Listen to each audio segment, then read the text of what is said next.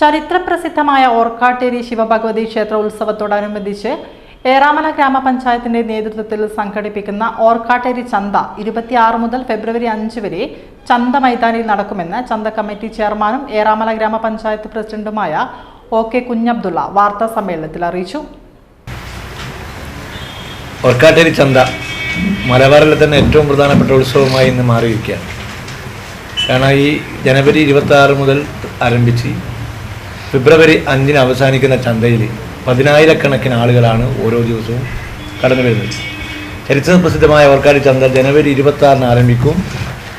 ഓർക്കാട്ടേരി ശിവ ഭഗവതി ക്ഷേത്ര ഉത്സവത്തോടനുബന്ധിച്ചാണ് ഏറാമല ഗ്രാമപഞ്ചായത്തിന് നേതൃത്വത്തിൽ ചന്ത നടക്കുന്നത്.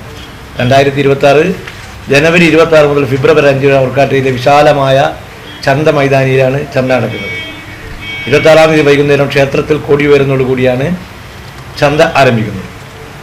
ആ ചന്തയിൽ ഫാൻസി ടോയ്സ് സ്റ്റാളുകൾ, അതേപോലെ തന്നെ അലുവ, കച്ചട്ടി, വിവിധ തരം പായകൾ, വിവിധ ഗൃഹോപകരണ സ്റ്റാളുകൾ, ചെടി സ്റ്റാളുകൾ തുടങ്ങി 350ഓളം സ്റ്റാളുകൾ ഒരുക്കി തയ്യാറാക്കി വെച്ചിട്ടുണ്ട്. കൂടാതെ വിശാലമായ ഫുഡ് കോർട്ട് ഗ്രൗണ്ടിൽ ഒരുക്കിയിട്ടുണ്ട്.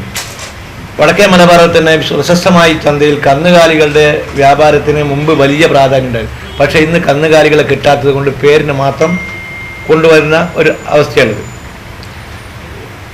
ഈ വർഷത്തെ ചന്തയിൽ